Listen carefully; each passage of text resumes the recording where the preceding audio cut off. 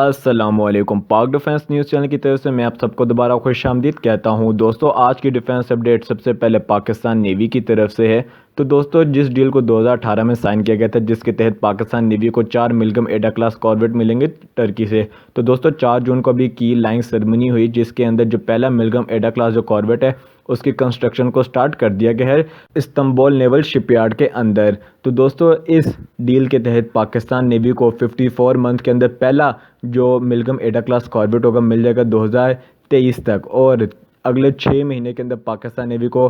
बाकी के जो कॉर्वेट्स होंगे मिलना शुरू हो जाएंगे। और इस तरह 2025 तक पाकिस्तान नेवी को 4 के 4 जो मिलगम एडा क्लास कॉर्वेट हैं वो मिल जाएंगे। 2 को टर्की के अंदर कंस्ट्रक्ट किया जाएगा और 2 को Karachi shipyard and engineering work के अंदर बनाया जाएगा। और पाकिस्तान को इसकी कंप्लीट ट्रांसफ़र ऑफ टेक्नोलॉजी साथ ट्रांसफ़र ऑफ डिज़ाइन राइट्स और इस तरह के शिप्स को किस तरह कंस्ट्रक्ट करना है, सबकी टेक्नोलॉजी पाकिस्तान को दी जाएगी। पाकिस्तान ने ये जो शिप्स इसलिए हासिल किए थे ताकि पाकिस्तान इनको इस रीजन के अंदर पीस को मेंटेन करने में और साथ साथ बैलेंस ऑफ पावर को मेंटेन करने के लिए इंडियन ओशन में इन शिप्स को हासिल कर रहा है। साथ ही साथ इन शिप्स के ऊपर मॉडर्न वेपन और सेंसर का भी इस्तेमाल किया गया, साथ ही कॉम्बैट मैनेजमेंट सिस्टम भी इसके ऊपर लगाया गया है। साथ ही साथ इस शिप के ऊपर बहुत ही ज़्यादा मोस्ट टेक्नोलॉजी है उसका इस्तेमाल किया गया, जो कि पाकिस्तान नेवी को मिलेंगे। साथ ही साथ इन शिप्स की कंस्ट्रक्शन जो है वो टर्की में स्टार्ट हो चुकी है। कोविड-19 की वजह से काफ़ी डिले हुआ था इसके अंदर, मगर अब इनकी कंस्ट्रक्शन को स्टार्ट कर दिया गया है। अभी तक जो पाकिस्तान को मिलगम क्लास जो कॉर्वेट्स मिले हैं उनकी डिटेल को पब्लिक नहीं किया गया, मगर अमन एक्सरसाइज में 2019 में जो पाकिस्तान के नेवल चीफ हैं उनकी तरफ से बताया गया था कि जो पाकिस्तान नेवी को जो शिप मिलेंगे उनके ऊपर 16 वर्टिकल लॉन्च सिस्टम लगे होंगे और साथ साथ उनके ऊपर चाइनीज़ मीडियम रेंज जो एयर डिफेंस सिस्टम है HQ-16 वो भी लगा हुआ होगा और साथ साथ इसके ऊपर चाइनीज़ मेड जो C-80 जो एंटी शिप मिसाइल है वो भी लगा होगा और ये पाकिस्तान नेवी को इस जहाज़ के साथ मिलेंगे।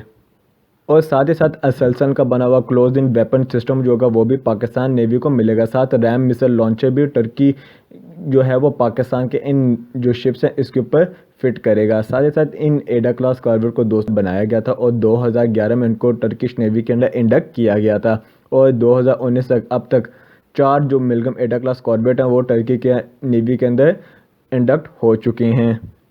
साथ साथ मिलगम एडा क्लास जो कॉर्वेट है अपने साथ तकरीबन तक 10 टन वजनी जो हेलीकॉप्टर है उसको कैरी कर सकता है और साथ ही साथ ये अपने साथ 116 जो क्रू मेंबर हैं उनको कैरी कर सकता है, जिनमें ऑफिसर्स भी शामिल हैं। इसके अलावा इसकी ख़ास बात यह कि अपने साथ मुख्तलिफ तरह के ऑपरेशंस को अंजाम दे सकता है, जिस तरह surveillance, reconnaissance, anti submarine warfare and surface to air warfare सारी कैपेबिलिटीज़ ये अपने पास रखता है। पाकिस्तान को जो मिलगम एडा क्लास कॉर्वेट जो मिलेंगे इनकी डिस्प्लेसमेंट थोड़ी ज़्यादा बताई जा रही है, जिस तरह जो वैसे नॉर्मल जो मिलगम जो क्लास कॉर्वेट है इसकी डिस्प्लेसमेंट 2400 टन है, मगर जो पाकिस्तान नेवी को मिलेंगे उस पर कहा जा रहा है कि वो 2600 या 2700 टन होंगे। इनकी लेंथ 99 मीटर है, बीम इनकी 14.4 मीटर, ड्राफ्ट 3.9 मीटर है और इसकी नॉट स्पीड की बात करें तो वो तकरीबन तक 30 से 25 नॉट की स्पीड पर ये चल सकता है। और पाकिस्तान को सबसे बड़ा एडवांटेज ये होगा कि इसका जो चौथा शिप होगा उसको पाकिस्तान जिना क्लास फ्रीगेट के अंदर कन्वर्ट करेगा और पाकिस्तान नेवी जो है इस तरह के अगर लाइट वेट फ्रीगेट्स को अपने लिए खुद बनाएगी तो इससे यकीनन पाकिस्तान की फ्यूचर जो शिप बिल्डिंग फैसिलिटी है वो बेहतर हो जाएगी और पाकिस्तान फ्यूचर में अपने लिए खुद के जो बनाए हुए जो फ्रीगेट्स होंगे या लाइट वेट शिप्स होंगे उनको बना सकेगा और पाकिस्तान को दूसरे ममालिक पे इंसार नहीं करना पड़ेगा और यकीनन पाकिस्तान के तुर्की के साथ इन शिप्स की डील यकीनन बहुत ही फ़ायदेमंद साबित होगी। और तुर्की के ये शिप्स एक तो स्टेल्थी शिप्स है जिनकी वजह से पाकिस्तान नेवी की जो कैपेबिलिटीज़ हैं उनमें इजाफा होगा और यकीनन साउथ एशियन रीजन के अंदर और इंडियन ओशन के अंदर जो बैलेंस ऑफ पावर है उसको मेंटेन करने के लिए ये शिप्स अपना किरदार अहम तरीके से अदा करेंगे। तो इसके साथ दोस्तों आज की दूसरी डिफेंस अपडेट इंडियन आर्मी की तरफ से। तो दोस्तों, इंडियन आर्मी की तरफ से ऑर्डिनेंस फैक्ट्री बोर्ड की तरफ से जो इंडियन आर्मी को एमओ सप्लाई किया जाता है और साथ साथ जो वेपन सप्लाई किया जाता है उसके बारे में कंप्लेन की जा रही है। इंडियन आर्मी की तरफ से कहा जा रहा है कि ऑर्डिनेंस फैक्ट्री बोर्ड की तरफ से जो एमओ उनको दिया जाता है वो क्वालिटी का नहीं होता और वो जो इंडियन आर्मी के रिक्वायरमेंट है उनके मुताबिक भी नहीं होता, जिसकी वजह से इंडियन आर्मी को मुख्तलिफ जो एक्सीडेंट है उनका सामना करना पड़ रहा है। जिससे उनकी तरफ से बताया गया कि T-72 जो टैंक है उनके अंदर इस्तेमाल होने वाला जो एमओ है वो क्वालिटी का नहीं है, जिसकी वजह से टैंक की परफॉर्मेंस ख़राब होती जा रही है। साथ ही साथ जो इंडियन आर्मी को गन्स की बुलेट दी जाती है वो भी इतनी क्वालिटी की नहीं है, जिसकी वजह से गन अक्सर चलते हुए जैम हो जाते हैं, जिसकी वजह से सिपाहियों को बहुत ज़्यादा सफ़र करना पड़ रहा है। और ये अभी नहीं, पहले भी इंडियन आर्मी की तरफ से इस तरह की कंप्लेंट्स की गई थी, जिसकी वजह से इंडियन आर्मी की तरफ से दूसरे ममालिक के मुल्क की डिफेंस प्रोडक्ट के ऊपर इन्हिसार किया जा रहा था। क्योंकि इंडियन आर्मी की तरफ से हमेशा से ये कहा जाता है कि अगर लोकल डिफेंस इंडस्ट्री को मजबूत किया जाए और क्वालिटी को बेहतर बनाया जाए तो इससे यकीनन इंडियन आर्मी की परफॉर्मेंस को बेहतर बनाया जा सकता है, मगर ऐसा कुछ नहीं। अभी यही सुनने में आ रहा है कि ऑर्डिनेंस फैक्ट्री बोर्ड की तरफ से जो एमओ सप्लाई किया जा रहा है और जो रिपोर्ट्स आ रही हैं उनमें भी यही कहा गया कि वो एमओ बहुत ही थर्ड क्लास किस्म का बनाया जाता है और जिससे यकीनन इंडियन आर्मी की परफॉर्मेंस को बहुत ज़्यादा मुतासिर किया जाता है। और ऑर्डिनेंस फैक्ट्री बोर्ड के जो अभी मेंबर हैं वो काफ़ी ज़्यादा स्ट्राइक भी कर रहे हैं, क्योंकि इंडियन आर्मी की तरफ से इनको प्रॉपर जो ऑर्डर्स हैं वो नहीं दिए जा रहे और साथ ही साथ इनकी जो सैलरीज हैं वो भी प्रॉपर से नहीं दी जा रही इनके वर्कर्स को। और यही बात है कि अभी इंडियन जो गवर्नमेंट है उनकी तरफ से ऑर्डिनेंस फैक्ट्री बोर्ड को 156 BMP-2 जो व्हीकल है उनको ऑर्डर भी दिया गया था, मगर जो ऑर्डिनेंस फैक्ट्री बोर्ड के जो मेंबर हैं और जो वर्कर हैं उनकी तरफ से हड़ताल को कॉल किया गया है और जिससे यकीनन इंडियन आर्मी को सबसे ज़्यादा ही सफ़र करना पड़ता है। यही बात है कि इंडियन आर्मी को सोशल मीडिया पे सबसे ज़्यादा बदनाम भी इन्हीं बातों की वजह से किया जाता है और इंडियन आर्मी के अंदर जो सबसे ज़्यादा वीडियोस वायरल होते हैं जिससे उनको खाने पीने को नहीं मिलता, जो उनके पास एमओ है, जिस तरह कि उनके सर्जिकल स्ट्राइक के बारे में बोला गया कि उन्होंने पाकिस्तान पर करना, कि सब का जो एक तरह से राज है वो खुल जाता है। यही बात है कि सिर्फ इंडियन आर्मी बढ़ के मारने के लिए ही दुनिया के अंदर रखी गई है, इसके अलावा इंडियन आर्मी का कोई भी काम नहीं है। और इंडियन आर्मी को सबसे ज़्यादा मुतासर करने में ऑर्डिनेंस फैक्ट्री बोर्ड का हाल है, क्योंकि इंडियन आर्मी के जितने प्रोजेक्ट होते हैं उनको सबसे ज़्यादा डिले भी यही ऑर्डिनेंस फैक्ट्री बोर्ड करता है और इंडियन आर्मी के लिए जिस तरह की भी गन्स को बनाया जाता है सबको थर्ड क्वालिटी का बनाया जाता है, जिससे इंडियन आर्मी के परफॉर्मेंस को बेहतर ना बनाया जा सके। तो दोस्तों आज की तीसरी डिफेंस अपडेट इटली की तरफ से। तो दोस्तों इटली और इजिप्ट के दरमियान अभी बहुत ही जल्द एक बहुत बड़ी मेगा डिफेंस डील को होने वाली है। इस डील के अंदर बताया जा रहा है कि इजिप्ट की तरफ से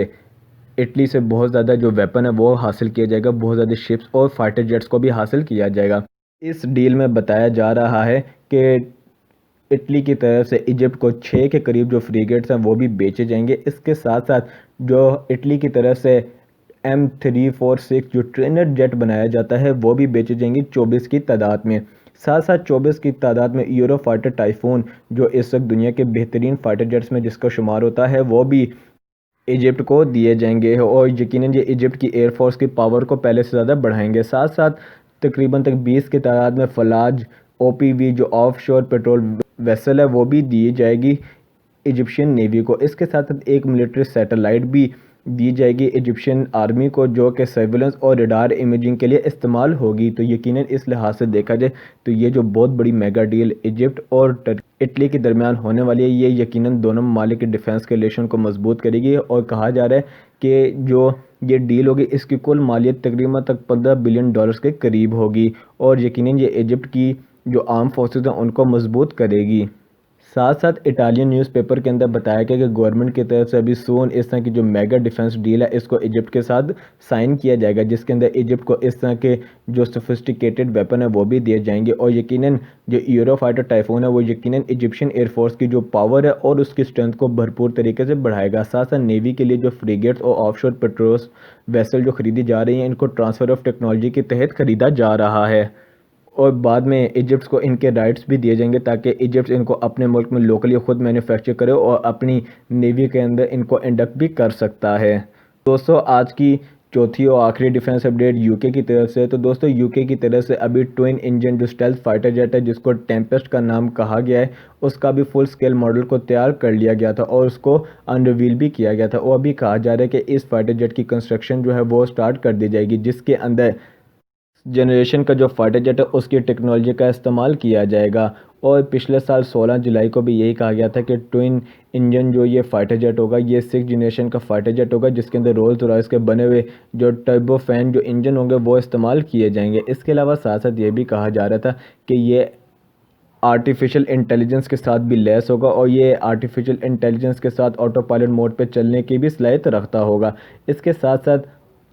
इसके सॉफ्टवेयर को इतना जदीद बनाया जाएगा ताकि ये अपने फ्रेंडली जो एयरक्राफ्ट हैं उनके साथ, शिप्स के साथ और ग्राउंड पे जो फोर्सेज हैं उनके साथ भरपूर तरीके से अपनी कम्युनिकेशन को और डाटा कनेक्शन को अटैच कर सकेगा। और इसके साथ साथ इसके अंदर जो टेक्नोलॉजी होगी वो इस तरह की होगी कि ये बहुत ही ज़्यादा जो हाई टेक फाइटर जेट होगा वो होगा। इसके बारे में कहा गया कि इसके पहले प्रोटोटाइप की जो फ़्लाइट होगी 2025 में कंडक्ट की जाएगी, 2035 तक इसको सर्विस के अंदर इंडक्ट कर लिया जाएगा। और ये जो